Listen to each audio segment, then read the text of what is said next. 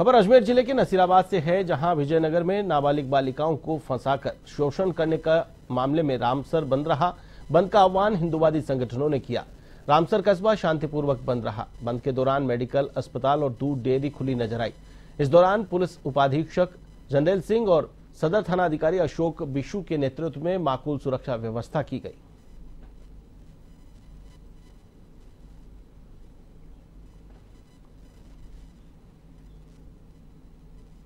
विज्ञान दिवस के अवसर पर नसीराबाद की एसएन पब्लिक स्कूल और केआर कोचिंग क्लासेस की ओर से साइंस और मैथ्स एग्जीबिशन आयोजित किया गया।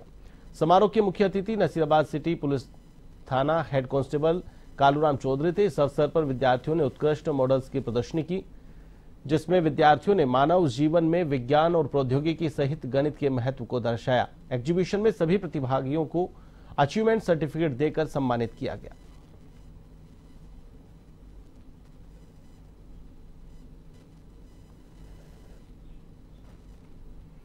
किसान महापंचायत के राष्ट्रीय अध्यक्ष रामपाल जाट और जिला अध्यक्ष बलदेव बहरिया ने सरकार पर किसानों की आवाज नहीं सुनने का आरोप लगाया।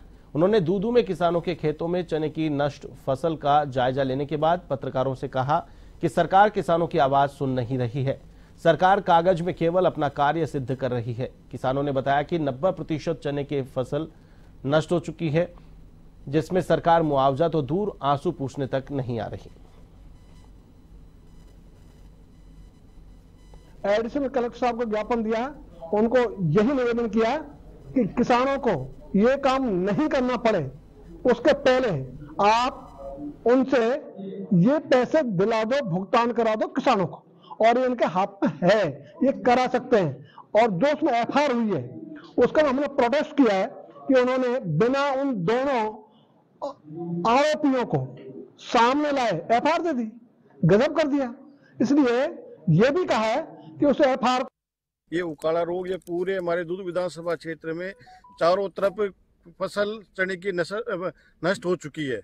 करीबन 70-80% फसल नष्ट हो चुकी है। पर बार बार सरकार को अवगत कराने के बाद में पहले भी कई बार करवाया। हमारे माननीय डिप्टी सीएम साहब, माननीय केंद्रीय मंत्री कृषि मंत्री भागीरथ चौधरी साहब, उनके तक कानों तक पहुंची हुई है कि वो किसान समुदाय से जुड़े हुए बताते हैं, पर बाकी जमीनी स्तर पर आके उन्होंने कभी भी एक खेत का आंकलन भी नहीं करा पाए। पुलिस अधीक्षक ने टोंक के निवाई समेत जिले भर में मोबाइल चोरी करने वाली गैंग का खुलासा किया है। इस मामले में पुलिस ने 2 आरोपियों को गिरफ्तार कर 140 मोबाइल जब्त किए, एक कार और एक फर्जी नंबर प्लेट जब्त की है। पुलिस अन्य 6 आरोपियों की तलाश कर रही है। आरोपी दिन में रेकी करते और रात को मंकी के पहनकर लोहे के सरियों से शटर को तोड़कर चोरी की वारदात को अंजाम देते। अजमेर जिले के नसीराबाद के पास भटियानी गांव में बदमाशों ने दिन दहाड़े महिला को घर पर अकेली देख निर्मम हत्या कर दी। बदमाशों ने लूट की नीयत से बुजुर्ग महिला के गहने उतारे, उसके बाद महिला की बड़ी बेरहमी से हत्या कर दी। महिला की हत्या की खबर से पूरे गांव में सनसनी फैल गई। घटना की सूचना पर पुलिस उपाधीक्षक जनरल सिंह, सदर थाना अधिकारी अशोक बिशु मौके पर पहुंचे। मृतका के शव को कब्जे में लिया। पोस्टमार्टम के बाद नसीराबाद के सरकारी अस्पताल की मोर्चरी से शव परिजनों को सुपुर्द किया।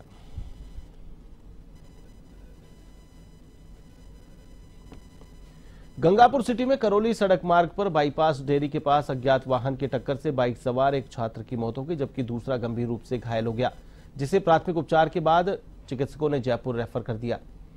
दोनों युवक बाइक से बाढ़ सलेमपुर से गंगापुर की ओर जा रहे थे। कोतवाली थाना के एएसआई रामराज ने बताया कि दोनों सलेमपुर के पास ही एक निजी छात्रावास और स्कूल में पढ़ते थे। दोनों छात्रावास के वार्षिकोत्सव कार्यक्रम के लिए केक और अन्य सामान लेने के लिए बाइक से गंगापुर आ रहे थे।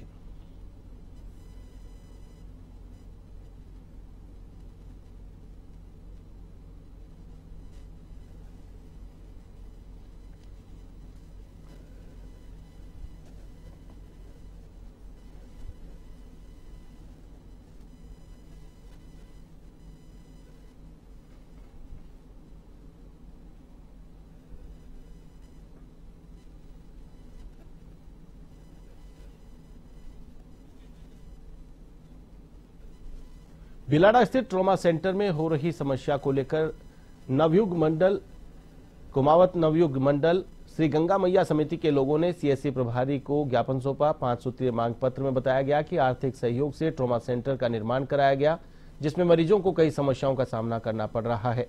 समय पर आपातकालीन सुविधा नहीं मिल पा रही है। ज्ञापन में बताया गया कि समय रहते समस्याओं का समाधान नहीं किया गया तो जन आंदोलन किया जाएगा।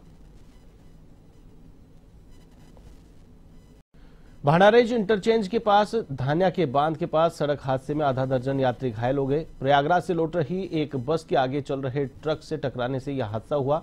हादसे में बस में सवार आधा दर्जन यात्री घायल हो गए। घटना की सूचना पर सदर थाना प्रभारी रविंद्र सिंह पुलिस जाब्ते के साथ मौके पर पहुंचे और घायलों को बस से निकालकर जिला अस्पताल पहुंचाया, जहां से 8 लोगों को गंभीर अवस्था में जयपुर रेफर किया गया।